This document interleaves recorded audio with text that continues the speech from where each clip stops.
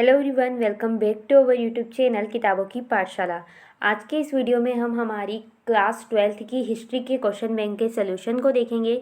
आज हमारा चैप्टर 3 बंधुत्व जाति तथा वर्ग का ये पार्ट 2 यानी कि ये सेकंड पार्ट होने वाला है। पार्ट 1 ऑलरेडी हमने अपलोड कर दिया है, जिसमें हमने सारे जो आपके वस्तुनिष्ठ क्वेश्चंस हैं ये सारे हमने उसमें सॉल्व करवाए हैं। साथ ही एक शब्द सही जोड़ी रिक्त स्थान उनको सॉल्व करवाते हुए हम लघुत्तरी क्वेश्चन में भी प्रश्न क्रमांक 10 तक का हल उस वीडियो में दे चुके हैं। अब ये पार्ट 2 है, इसमें हम प्रश्न क्रमांक 11 से लेकर हमारे जितने भी प्रश्न हैं प्रश्न क्रमांक 25 तक के सभी प्रश्नों का हल देखने वाले हैं। तो चलिए शुरू करते हैं। पहला प्रश्न है, महाभारत की मुख्य तथा पारिवारिक संबंधों का विश्लेषण करती है। यानी कि कहने का अर्थ है कि महाभारत जो है वो मुख्यतः क्या कर रही है, जो पारिवारिक संबंध है उनको बता रही है। प्रमाण सहित इस कथन को स्पष्ट करना है। तो ये जो बात कही गई है इसका हमें प्रमाण देना है। तो चलिए इसके आंसर को देखते हैं। जैसा कि फ्रेंड आप स्क्रीन पर आंसर को देख सकते हैं, महाभारत बांधवों के दो दलों कौरव और पांडवों के बीच भूमि और सत्ता को लेकर हुए संघर्ष का चित्रण करती है। आपने महाभारत देखी भी होगी टीवी में, तो आपने उसके बारे में कई कहानियां भी सुनी होगी। तो आपको पता है महाभारत में जो दो पारिवारिक दल थे, एक था कौरव का दल और एक पांडवों का दल, उनमें जो युद्ध हुआ, युद्ध क्यों हुआ, भूमि और सत्ता को लेकर। ठीक है, तो उसके संघर्ष का चित्रण हमें कौन देती है, महाभारत। दोनों ही दल किस वंश से थे, कुरु वंश से संबंधित थे, जिनका एक जनपद पर शासन था। यह संघर्ष एक युद्ध में परिणित हुआ जिसमें पांडव विजय हुए। इसके उपरांत पितृवंशिकता, हालांकि पितृवंशिक उत्तराधिकारी को घोषित किया गया। हालांकि पितृवंशिकता महाकाव्य की रचना से पहले भी मौजूद थी। महाभारत की कथा वस्तु मुख्यतः इस आदर्श की ओर सुदृढ़ होती है। महाभारत मुख्यतः बंधुता व पारिवारिक संबंधों की ही कहानी है। तो देखो वहाँ यही कहा गया था कि महाभारत मुख्यतः बंधुता व पारिवारिक संबंधों की कहानी है। तो यहाँ पर हमने तथ्य दे दिया कि जी हाँ, उसमें कौरव और पांडवों के युद्ध का वर्णन किया गया। क्यों, सत्ता के लिए और पैसे के लिए, उत्तराधिकारी के लिए उनमें युद्ध हुआ। इसीलिए हम कहते हैं कि महाभारत पारिवारिक संबंधों की कहानी है। तो ये आंसर है और इसके प्रमाण के साथ। तो स्क्रीनशॉट ले लीजिए फटाक से यहाँ से यहाँ तक। चलिए बढ़ते हैं नेक्स्ट क्वेश्चन की तरफ। सो फ्रेंड, अब यहाँ पर नेक्स्ट क्वेश्चन है हमारे सामने, प्रश्न क्रमांक 12। आरंभिक काल में महिलाओं की स्थिति का वर्णन कीजिए। जो आरंभिक समय था उस टाइम पर महिलाओं की क्या स्थिति थी समाज में, वो हमें बताना है। तो चलिए इसके आंसर को भी देखते हैं। सो फ्रेंड, जैसा कि आप स्क्रीन पर देख सकते हैं, आरंभिक समाज में स्त्रियों की स्थिति। आरंभिक समाज में स्त्रियों को सम्मान की दृष्टि से देखा जाता था, यानी कि उनकी रिस्पेक्ट की जाती थी, लेकिन उनका दर्जा पुरुषों की तुलना में गौण था। गौण का मतलब होता है कम। तो उनको रिस्पेक्ट तो दी जाती थी, लेकिन उतनी नहीं जितनी पुरुषों को दी जाती थी। धर्मशास्त्रों में वर्णित जानकारी से ज्ञात होता है कि संपत्ति के स्वामित्व, यानी कि जब बात करें पैसों की, अर्थव्यवस्था की, तो उसके प्रश्न पर स्त्री और पुरुषों के अधिकारों में डिफ्रेंशिएशन था, यानी कि भिन्नता थी। पैतृक संपत्ति पर पुरुषों का अधिकार था, यानी कि जो भी पिता की संपत्ति है उसका उत्तराधिकारी कौन होगा, पुरुष होगा, पुत्र होगा। उसमें स्त्रियों का कोई हक नहीं था। नहीं स्त्री क्या कर सकती थी, पैतृक संपत्ति में हिस्सेदारी की मांग भी नहीं कर सकती थी। लेकिन विवाह के समय मिले उपहारों पर स्त्रियों का अधिकार था। विवाह के समय जो भी माता पिता एक लड़की को भेंट कर देते थे, जिसको स्त्रीधन कहा जाता था, तो उस पर क्या था, स्त्रियों का ही अधिकार रहता था। अतः स्त्रियों को समाज में पुरुषों के समान महत्वपूर्ण स्थान नहीं दिया जाता था। तो इस तरीके की स्थिति आरंभिक समाज में स्त्रियों की थी। तो प्लीज़ इसका स्क्रीनशॉट ले लीजिए। बढ़ते हैं नेक्स्ट क्वेश्चन में। यहाँ पर हमारा अगला प्रश्न है, प्रश्न क्रमांक 13। चीन से आए बौद्ध भिक्षुओं ने 5वीं शताब्दी में निम्न जातियों के क्या नियम थे, वर्णन कीजिए। चीन से जो बौद्ध भिक्षु आए उन्होंने 5वीं शताब्दी में निम्न जातियों के लिए क्या नियम बताए हैं, उनको हमें बताना है। तो चलिए इसके आंसर को भी देखते हैं। सो फ्रेंड, जैसा कि आप स्क्रीन पर देख सकते हैं, चीन से आए बौद्ध भिक्षुओं ने निम्न जातियों के नियम का इस प्रकार वर्णन किया जाए। निम्न से मतलब है नीची जातियों के नियम जो थे उनके लिए, उनका वर्णन इस प्रकार किया। चीन से आए बौद्ध भिक्षु फा सियन का कहना है कि अस्पृश्यों को सड़क पर चलते हुए करताल बजाकर अपने होने की सूचना देनी पड़ती थी, जिससे अन्य जन उन्हें देखने के दोष से बच जाए। तो उस समय पर जो निम्न जाति जिनको माना जाता था, उनके लिए यह नियम था कि अगर वो सड़क पे जा रहे तो अपने हाथ में करताल ले ले। करताल एक यंत्र होता है, उससे आवाज़ निकलती है, ठीक है, तो उस पर पीटते हैं तो वो उसको बजा कर जाना पड़ता था, ताकि दूसरे लोगों को पता चल जाए कि निम्न जाति के लोग आ रहे हैं और वो उन्हें देख ना पाए। तो इस तरीके के नियम थे। साथ साथ ही एक और जो चीनी यात्री है स्वेन तशोंग, उनका कहना है कि जो वधिक और सफाई करने वाले लोग थे उनको नगर से बाहर रहना पड़ता था, यानी कि उनको नगर के अंदर रहने की परमिशन नहीं थी। ठीक, तो ये निम्न जातियों के लिए कुछ नियम हैं जिनका वर्णन चीन से आए बौद्ध भिक्षु करते हैं। तो जल्दी से इसका स्क्रीनशॉट ले लीजिए। चलिए बढ़ते हैं नेक्स्ट क्वेश्चन की तरफ। अब यहाँ पर हमारे सामने अगला क्वेश्चन है, प्रश्न क्रमांक 14। क्या प्रारंभिक राज्यों में राजा केवल क्षत्रिय थे? चर्चा कीजिए। यानी कि शुरुआत के जो राजा थे वो सिर्फ क्षत्रिय वर्ण से आते थे? क्या वो ब्राह्मण हो सकते थे? क्या वो शूद्र हो सकते थे, वैश्य हो सकते थे, या नहीं हो सकते थे? या क्या केवल क्षत्रिय थे? तो इस बारे में हमें बताना है। तो चलिए इसके आंसर को भी देखते हैं। फ्रेंड, जैसा कि आप स्क्रीन पर देख सकते हैं, धर्मशास्त्रों व धर्मसूत्रों के अनुसार केवल क्षत्रिय ही शासक हो सकते थे। यानी कि अगर हम धार्मिक ग्रंथों की बात करें तो उसके अनुसार कौन शासक हो सकता था? मात्र क्षत्रिय। किंतु अनेक महत्वपूर्ण राजवंशों की उत्पत्ति अन्य वर्णों से भी हुई है और ऐसे हमें कई उदाहरण देखने को मिलते हैं जहाँ पर इस परंपरा को नहीं माना गया और अन्य वर्णों से भी राजा बनकर उभरे। सबसे अच्छा और बेहतरीन उदाहरण है मौर्य वंश का, जिसने एक विशाल साम्राज्य पर शासन किया। संभवतः वे क्षत्रिय वर्ण से नहीं थे क्योंकि उन्हें ब्राह्मणीय शास्त्र में निम्न कुल का माना गया है। ठीक है, वो निम्न कुल के होते हुए भी उन्होंने मौर्य साम्राज्य की स्थापना की। ठीक, उसके बाद इसी प्रकार जो मौर्यों के उत्तराधिकारी हुए शुंग और कण्व प्राय ब्राह्मण थे। शक शासकों को मलेच्छ कहा जाता था। तो इस प्रकार से शक शासक जो थे वो मलेच्छ थे, फिर भी उन्होंने शासन किया, वो राजा बने। वो शुंग और कण्व भी ब्राह्मण थे, फिर भी वो राजा बने। एक और दिलचस्प बात यह है कि सातवाहन कुल के सबसे प्रसिद्ध शासक गौतमीपुत्र श्री सातकर्णी ने स्वयं को अनूठा ब्राह्मण और साथ ही क्षत्रियों के दर्प का हनन करने वाला बताया। फिर भी वो क्या था? एक शासक था। तो उपरोक्त उदाहरणों से क्या स्पष्ट होता है कि केवल शासक क्षत्रिय वर्ण के ही नहीं थे, बल्कि वे अन्य वर्णों से भी आते थे। वस्तुतः राजनीतिक सत्ता का उपभोग हर वह व्यक्ति कर सकता था जो समर्थन व संसाधन जुटा सके। राजतत्व जो था वो क्षत्रिय कुल में जन्म लेने पर शायद ही निर्भर करता था। तो ये आपका पूरा आंसर होने वाला है। ये बेस्ट आंसर है। अच्छे से इसका स्क्रीनशॉट लेना, यहाँ से यहाँ तक, फिर यहाँ से यहाँ तक, और फिर ये। अब हमारे सामने अगला क्वेश्चन है, आरंभिक समाज में 600 ईसा पूर्व से 600 ईस्वी तक की पितृवंशिक व्यवस्था के आदर्श और विवाह के नियमों का वर्णन कीजिए। तो आरंभिक समाज का जो ये समय था 600 BC से 600 ईस्वी तक का, उस टाइम पे जो पितृवंशिक व्यवस्था थी उसके आदर्श का और विवाह कैसे होते थे उनका वर्णन करना है। तो चलिए इसके आंसर को देखते हैं। सो फ्रेंड, जैसा कि आप स्क्रीन पर देख सकते हैं, आरंभिक समाज में पितृवंशिकता और विवाह से संबंधित आदर्श का वर्णन। पितृवंशिकता का अर्थ है वह वंश परंपरा जो पिता के पुत्र, पौत्र और फिर प्रपौत्र आदि से चलती है। पुत्र पिता की मृत्यु के बाद उनके संसाधनों पर अधिकार जमा सकते हैं और विशिष्ट परिवारों में पितृवंशिकता प्रचलित थी। तो पितृवंशिकता एक व्यवस्था है जिसमें क्या होता है कि ये पिता की संपत्ति है, तो पिता की संपत्ति पुत्र के पास चली जाएगी, उसके बाद पौत्र के पास चली जाएगी, उसके बाद प्रपौत्र के पास चली जाएगी। ठीक है, तो इस तरीके की व्यवस्था को पितृवंशिकता कहते हैं। ये जो बड़े बड़े राजघराने परिवार थे उनमें प्रसिद्ध थी। शासक परिवार तथा धनी परिवारों को विशिष्ट परिवार में शामिल किया गया है। इन परिवारों में वंश परंपरा चलाने के लिए तथा उत्तराधिकारी संबंधित झगड़ों से बचने के लिए इस व्यवस्था को अपनाया गया था। ठीक, तो ये पितृवंशिकता से जुड़े हुआ आदर्श है। अब विवाह से जुड़े हुए, तो धर्म ग्रंथों के में विवाह के 8 प्रकार बताए हैं, जिनमें प्रथम 4 विवाह को उत्तम यानी कि शुभ नाम दिया गया, जबकि अन्य 4 विवाह को अशुभ यानी कि निंदनीय माना गया। विवाह के नाम ब्रह्म विवाह, देव विवाह, आश्व विवाह और प्रजापत्य विवाह।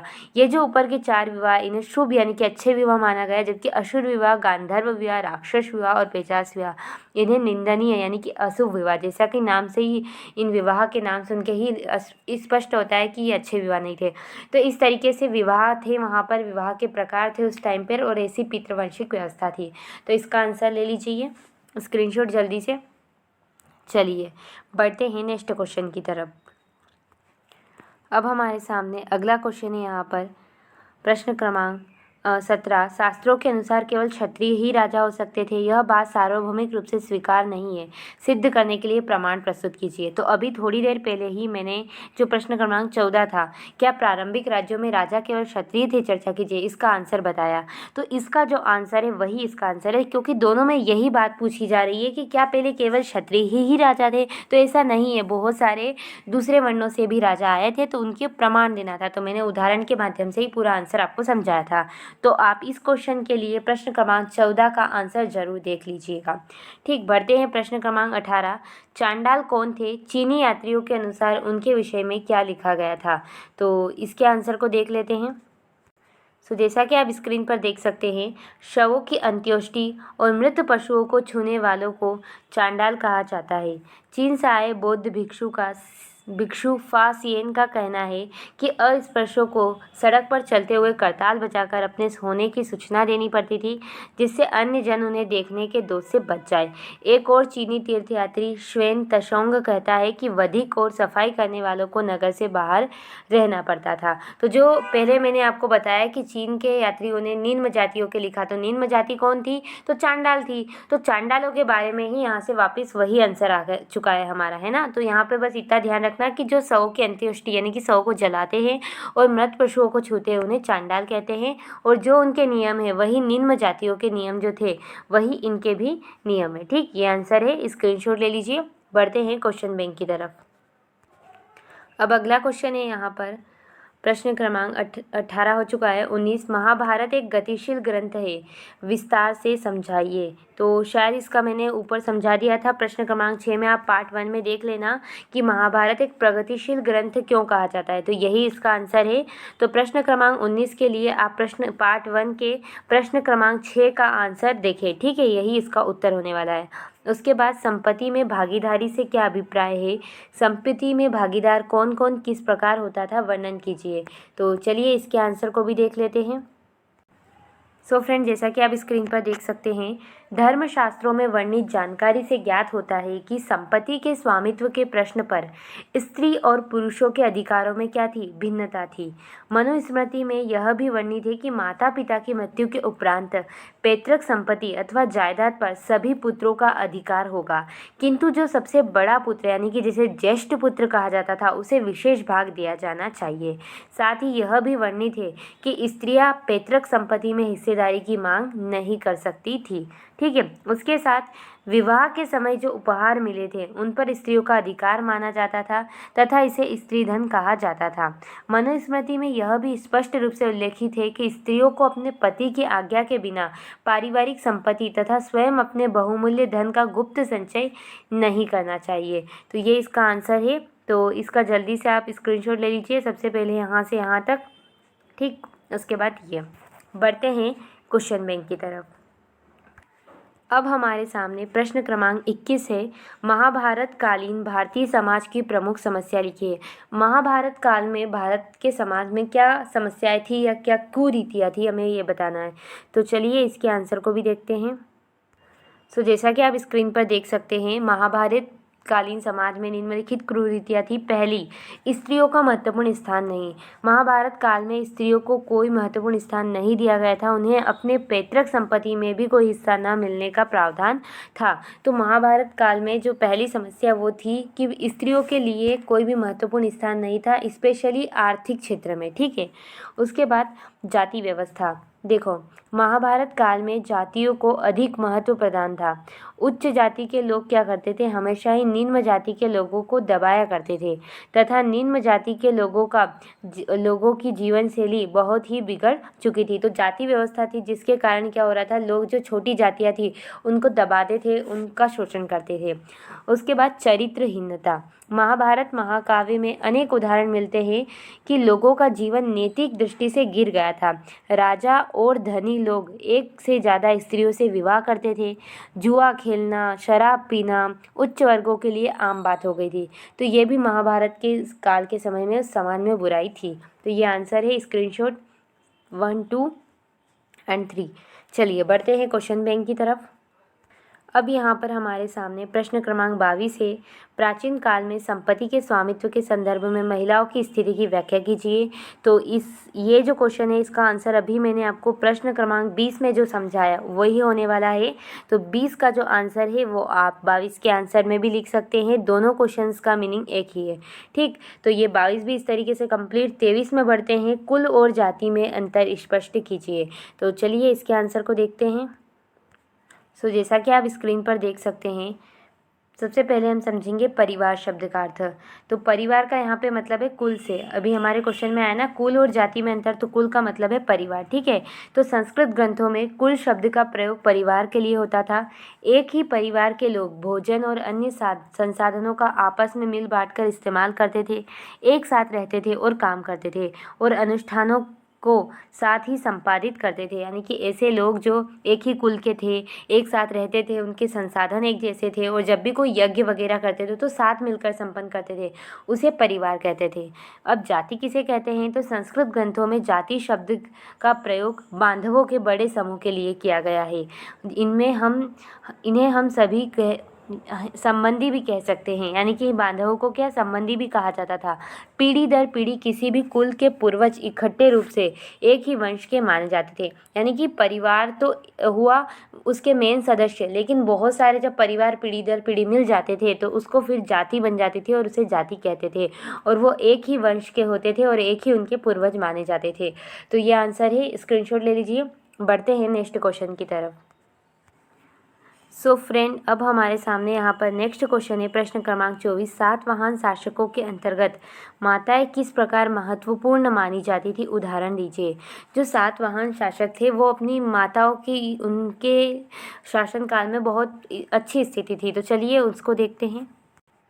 जैसा कि आप स्क्रीन पर देख सकते हैं, सातवाहन राजाओं के नाम को अनेक मात्र नाम माता के नाम से उद्भट चिन्हित किया गया है या चिन्हित किया जाता था।